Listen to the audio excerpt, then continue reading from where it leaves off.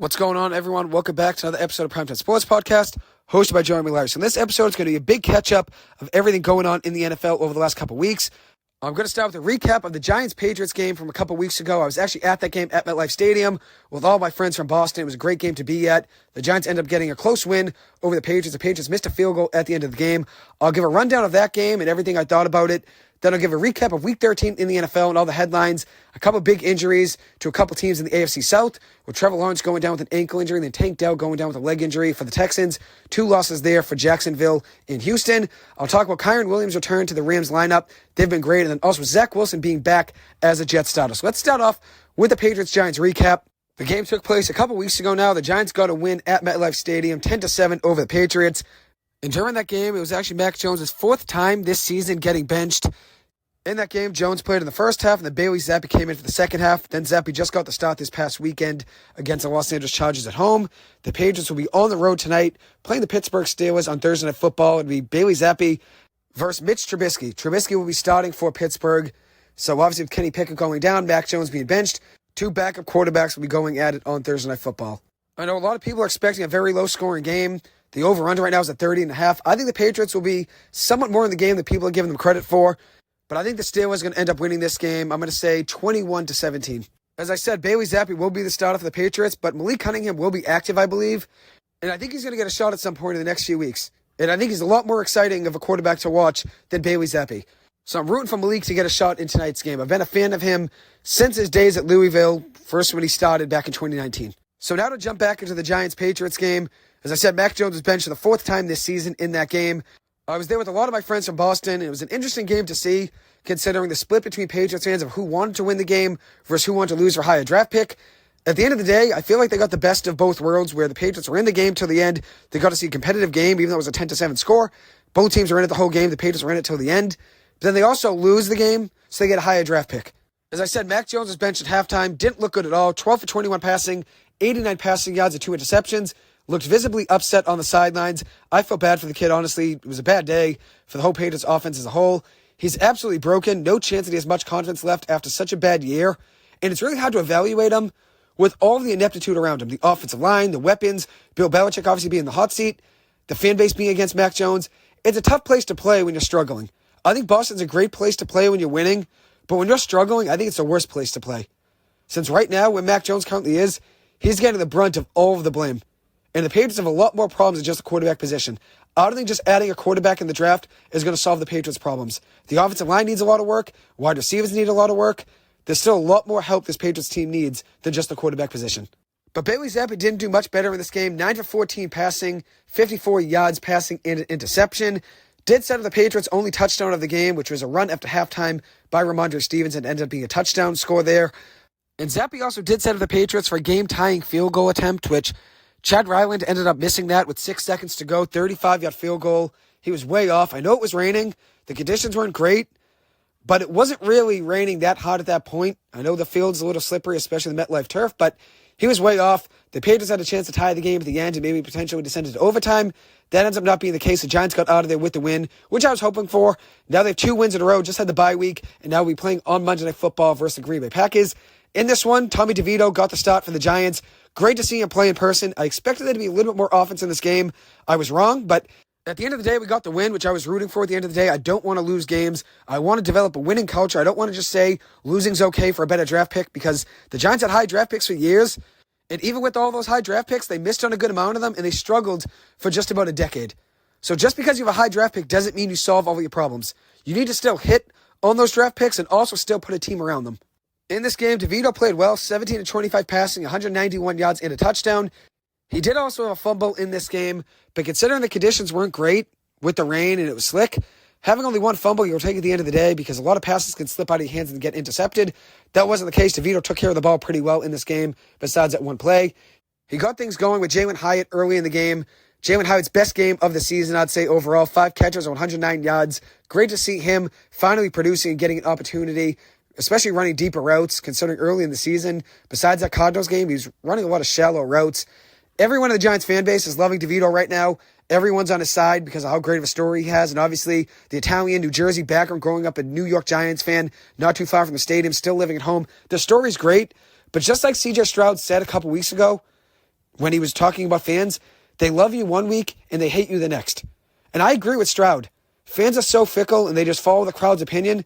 So if DeVito were to have a bad game, all the positive praise and all the support around him could flip in a second. Everybody would turn on him if he has a bad game. And I don't want that to be the case. I'm rooting for the kid to do well. I'm happy for all his success. Obviously, it's a great story. Happy to see his family at the games to support him.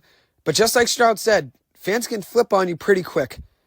But obviously, with him getting another opportunity to start on Monday night against a Green Bay Packers team that's turned the season around, this is another opportunity for Tommy DeVito to grow his legacy even more.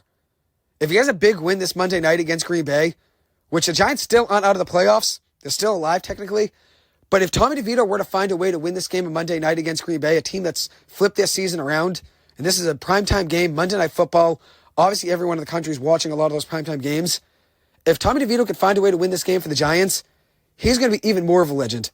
Even more of a legend. And after that, if he were to win this one, I'm sure there's going to be a lot more comparisons between him and Brock Purdy if he finds a way to win this game. An under-the-radar quarterback, Brock Purdy was a 7th-round pick, Mr. Irrelevant, and then obviously Tommy DeVito, undrafted free agent, hometown kid from New Jersey. Both these kids weren't really given much of a shot at first.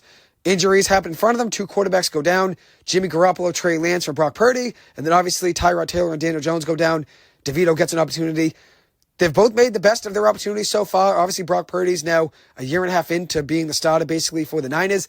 As for Tommy DeVito's only a few games in, but if he were to win this game Monday night, there's going to be a lot more comparisons between those two guys. And yes, it could be an overreaction considering it's only a few games, but DeVito's looked good over the last few. He has some poise in the pocket. He's scoring touchdowns, 7 passing touchdowns to 3 interceptions with a rushing touchdown as well. He's looked pretty solid overall, especially for an undrafted free agent that didn't really probably expect to play the season at all. To get an opportunity to go out there and shine, especially growing up a Giants fan, it's such a great story. One last thing I want to mention was the Giants' defense. They look great in this game, and I know it was against a bad Patriots offense, but the Giants' defense looked solid. 3 interceptions, 1 from Xavier McKinney, 1 from Bobby Okereke, and 1 from Deontay Banks. Xavier McKinney finished the game 10 tackles, 2 pass breakups, and an interception. The Giants' defense forced 5 turnovers overall, 2 forced fumbles, 1 from Kayvon Thibodeau, who has had a great season. I predicted him being the breakout player for the Giants on defense, and he's been awesome this year. And then the other forced fumble from the Giants' defense was Cam Brown. Jahad Ward had a very good day as well. 1.5 sacks, a tackle for a loss. Great game from the veteran there. The Giants picked up the win overall, 10-7 in the rain. Happy I got to go. This year I had a lot of opportunities to see a lot of my favorite players. Shohei Ohtani and Mike Trout and the Angels. Mookie Betts and Freddie Freeman and the Dodgers. Cutter Crawford on the mound against the Dodgers. Cutter Crawford's one of my favorite pitchers in the Red Sox. Being able to see him play against the Dodgers was great. James Harden, Russell Westbrook, Paul George, Kawhi Leonard. Got to see the Clippers play against the Brooklyn Nets just about a month ago now. Got to see Louis Tomlinson play in Boston as well. And then I also got to see the Giants this season. So I'm very thankful for all that I've got to see in the year of 2023. And this past weekend, I got to see Northeastern Hockey get a win at Boston College, the number 1 team in the country last weekend on Friday night. So I've seen a lot of great things in sports this year, and I'm definitely thankful for all of those opportunities. Those are memories I'm going to have for a lifetime. When you look at where the Giants currently stand, they're 4-8 on the season, and those 2 losses to the Raiders and Jets would have been huge to pick up. Because if the Giants were to have won those 2 games, as crazy as it sounds, the Giants are still alive at 4-8 while they hold the 6th overall pick. But if the Giants were to have beaten the Raiders and Jets in those games, they would have been 6-6 right now and have been in the playoff mix even more. So now I'm going to transition to a Week 13 recap of the NFL season. Trevor Lawrence went down with an ankle injury on Monday Night Football. It's a right ankle sprain. Looked very bad, though, on live TV. Luckily, it's only a week-to-week injury, which is the best-case scenario. So Jacksonville definitely caught a break there. I still like Jacksonville to make a run to the AFC Championship game. I had them going up against the Miami Dolphins in my preseason prediction, and I'm going to stay with that. I still think the best 3 teams in the AFC. I like Miami a lot. I like Baltimore, and I like Jacksonville. I know Kansas City is still the team to beat in the AFC in a lot of people's eyes, but just like Dan Orlovsky said on ESPN today, Kansas City might be the team to beat, but they're also the most beatable team that they've ever had over the past few years. Kansas City's been a lot better over the past 2 or 3 seasons than they are this year. And where Jacksonville is currently right now, Trevor Lawrence went down at a bad time considering Jacksonville was really just starting to get things going. Trevor Lawrence was finally hitting his stride, finally started looking like an MVP candidate. But if he comes back in the next couple weeks, maybe takes a week or 2 off, and he's back, I think Jacksonville can still make the AFC Championship game. There's still a chance he plays this Sunday. I don't want him to play Sunday. I think it's better for him just to sit out, probably miss a couple games, come back fully healthy so this injury doesn't plague him for the rest of the season. But obviously a tough time for this to happen. You never want to see a star quarterback go down. But Trevor Lawrence was finally hitting his stride. It was the worst time for him to get hurt, considering he was just looking like an MVP candidate over the last 3 games. In the last 3 games, 5 passing touchdowns, an interception, was sacked only 3 times, and also had 4 rushing touchdowns. So as a whole, in his last 3 games, 9 total touchdowns to 1 turnover, which is great. He was finally looking like an MVP candidate, and he probably would have had another touchdown in that game on Monday night if he didn't go down. As for the Bengals, they found a way to win that game. Jake Browning, credit to him and the Bengals offense. After Trevor Lawrence went down, they found a way to win that game. Browning honestly impressed me. He found Jamar Chase pretty well downfield. In the first half, it was a lot of short passes to Jamar Chase, but he pushed the ball downfield to Chase in the second half, including a long touchdown run, most of it being after the catch by Jamar Chase. Chase finished the game 11 catches for 149 yards and a touchdown. Obviously a big win there for the Bengals. Probably not going to be able to make a run without Joe Burrow, but still a good win, though, for that team, and I'm happy to see them competitive with Jake Browning as their quarterback. As for the Houston Texans, they suffered a major injury in that game on Sunday. Tank Dell went down to the fractured fibula. He's going to be out the rest of the season, and that's a major loss for this Houston Texans team. And my main question is, when looking at that play, why would he ever be a lead blocker at the goal line? Why would he ever be involved in a scrum at the goal line trying to block? He's a 5'10 wide receiver that's 165 pounds. Doesn't make much sense to me for him to be blocking at the goal line like that. And now Houston will be without their top weapon for the rest of the season. His rookie season was great, though. 47 catches, 709 yards, and 7 touchdowns. He was destined for even bigger things for the rest of the season and maybe even in the playoffs. But now with him going down, the Texans are looking to Nico Collins to be that number 1, which he was earlier in the season. But before Tank Dell went down, the last 4 or 5 games, Tank Dell was that wide receiver 1 in that offense. So now I'm going to transition and talk about the Chargers' 6-0 win in an ugly game against the Patriots this past Sunday. Bailey Zappi didn't even look that bad in this game. Guys were just dropping passes left and right. He finished the game 13-25 for 141 yards. Did get sacked 5 times in this game. The Patriots' offensive line is awful, like I've mentioned now a million times in this episode. Their wide receivers are below average, especially with Pop Douglas being out. They really don't have many weapons at all. But with Pop Douglas being out, their offense is even weaker. Justin Herbert finished that game 22 of 37 passing, 212 yards. Wasn't his best game either. Only 2 field goals in the game, but it was still enough to get a win. Khalil Mack looked great on the defensive side for the Chargers. 2 sacks, and now he leads the NFL with 15 on the season. He's looking like the Khalil Mack of his early Raider days and Bears days. Quentin Johnston finally made a bigger impact for that Chargers offense. Did drop a big pass in that game, but at least he looked better overall. 5 catches for 52 yards. Probably going to have a bigger role for the rest of the season, I'd imagine. Another week in a row where the Patriots defense played well, but their offense did nothing. The Patriots just suffered their first 5-game losing streak since 1995. This is their first 10-loss season since 2000, and they allowed just 10 points or less in 3 straight games and lost all 3. They're the first team to do that since 1938. This is their first time in back-to-back losing seasons since 1994. This is the first time in the Robert Kraft era that the Patriots had back-to-back losing seasons. And one thing I always mention to my friends when they talk about the Patriots being bad this season and how unbearable it is to watch them, most teams in the NFL and most fans haven't been as fortunate or even close to as fortunate as the Patriots fans have been in my generation. The Patriots have been very lucky and very fortunate to see a lot of winning seasons, see Tom Brady, Rob Gronkowski, Randy Moss. The Patriots had a lot of great seasons and a lot of great players. Not every team and every fan base has that opportunity in their lifetime. So even though the Patriots are struggling this season, most other teams in the NFL have felt this pain and even more for years and years. The Giants were bad for about a decade after winning that second Super Bowl against the Patriots. They were bad for a decade. I still stayed with them every step of the way, but obviously I know things are tough. I know things get tough when you're losing like that. The Patriots are 1-3 when allowing 10 points or fewer this season. In the rest of the NFL, teams are 50-0 when allowing 10 points or less. So that's obviously just proving the Patriots offense has been holding them back. And that's a big reason now that they've had back-to-back losing seasons for the first time since 1994. The first time in the Robert Kraft era, like I mentioned. And it's not the defense, it's the offense. As for the Chargers, their offense didn't look great in this game at all either. Another rough week for Austin Eckler. He's not having the same fantasy production. I know the offensive line's bad, but when you're watching the game, he doesn't look the same either. He's not hitting the holes like he once did. And he's not as aggressive in the passing game like he once was either. As for the Patriots defense, I know they're good as well, so you factor in the Patriots defense is good, a bad offensive line for the Chargers, but Austin Eckler hasn't looked great. The Patriots have allowed 46 points since week 9, which is the least in the NFL, but they're 0-4.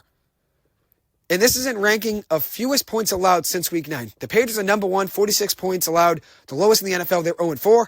The 49ers are 4-0 since week 9, allowing just 49 points. The Dolphins are 3-1, allowing just 62 points. And the Ravens are 3-1, allowing 66 points. The Patriots' defense has been great. And even though I know they haven't played the best of opponents over the past few weeks, their defense is doing the job. It's the offense that needs to be better. Speaking of offense, the Rams' offense is really taking off with Kyren Williams back in the backfield. They're averaging 33 points per game in the last 3 games, 413 yards per game, with a 3-0 record. With Cooper Kupp, Puka Nacua, and Kyren Williams in the lineup, they stand at 6-6, and they have a chance at the playoffs right now. Something I predicted would happen. I thought the Rams would win 9 games this season, like I said in my season predictions, and I thought they'd make the playoffs. I said that in my first NFL predictions episode, and the way they currently stand right now, being 6-6, they have a chance. They have a chance. And credit to Sean McVay. He's a great head coach. I know a lot of people like to go at Sean McVay and like to criticize him. He's a great head coach. So the last thing I'm going to mention before I close the episode is Zach Wilson will be back as a starter for the Jets this weekend. I believe this is their 3rd time going back to him as the starter after moving on from him twice over the last year. If my count's right, they've moved on from him now 2 times over the past year, and this is the 3rd time they're going back to him. They benched him once last season and went back to him. Then obviously this season as well, Aaron Rodgers was the starter. Then they went back to Zach Wilson when Aaron Rodgers went down. And then they also benched him again this season for Tim Boyle. And with Tim Boyle getting cut, now Zach Wilson is back as the starter. And there were some reports earlier in the week that Zach Wilson was reluctant to step back in as a starter. And honestly, if that were to be true, which I know Zach Wilson said it wasn't true, and I know Robert Saleh said that Zach Wilson wanted to start, but if those reports were true, good for Zach Wilson sticking up for himself.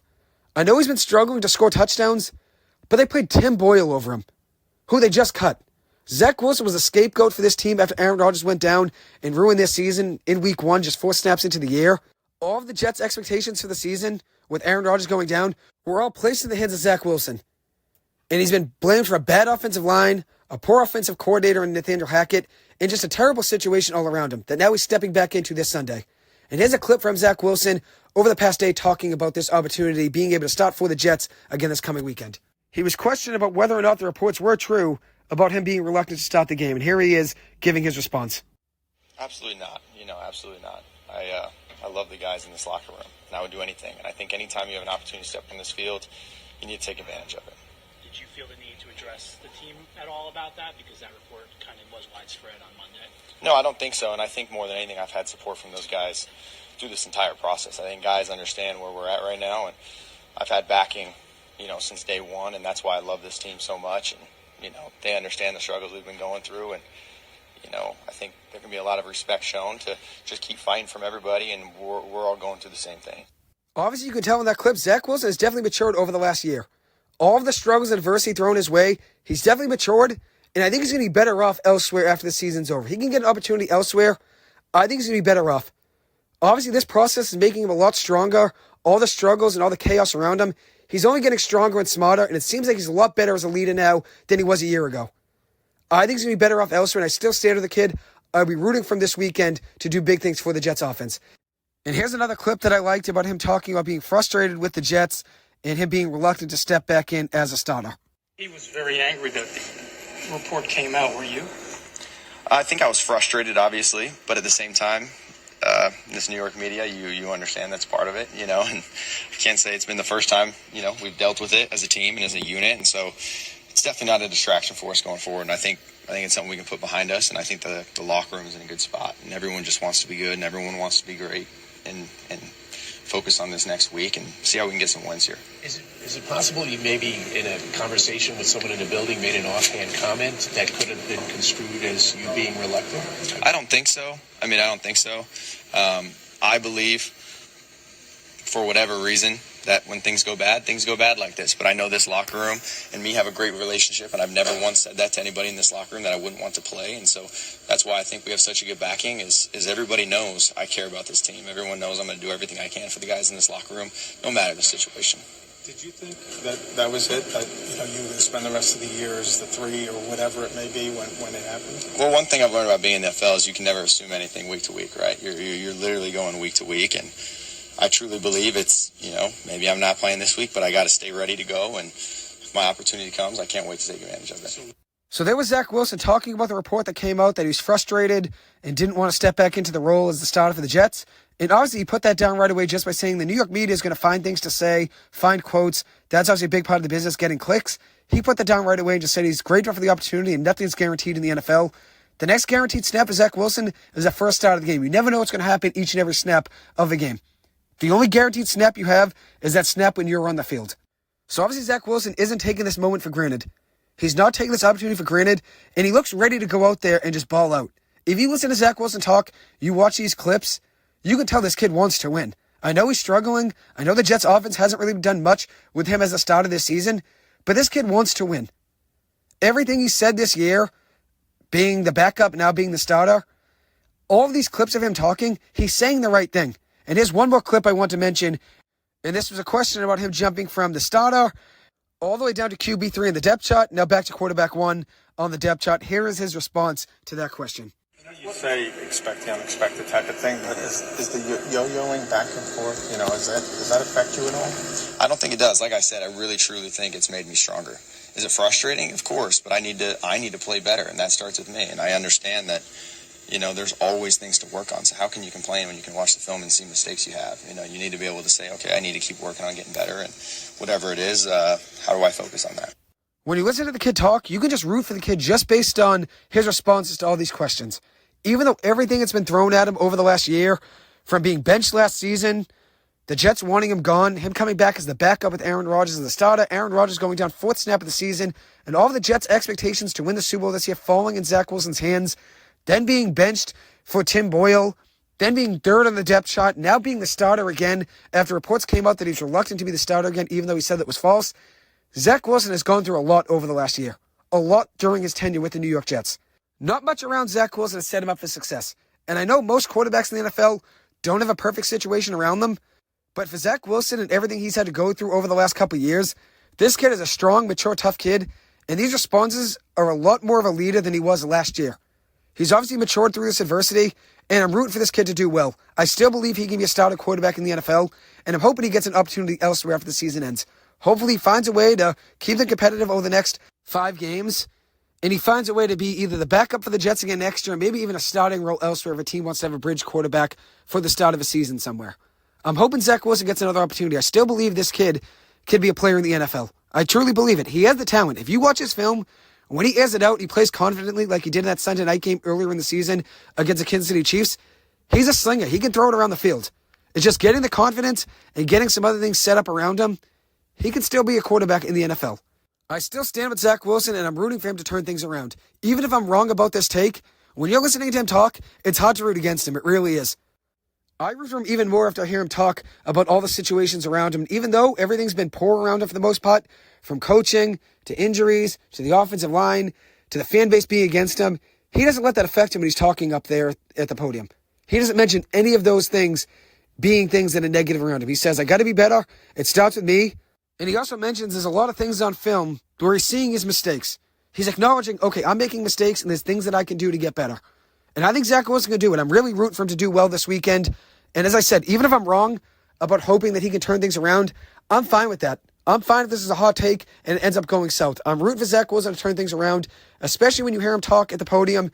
You can tell this kid wants to win and he wants to figure things out. And he's definitely matured a lot through all of the adversity and negative situations handed to him. All the adversity and challenges have made this kid stronger, and I'm rooting for him to figure things out this Sunday against the Houston Texans. Anyways, that'll wrap up this episode. Thank you guys so much for taking the time to listen to this. As always, I appreciate it. I hope you guys have a good one, and I will see you guys in the next episode. Thank you.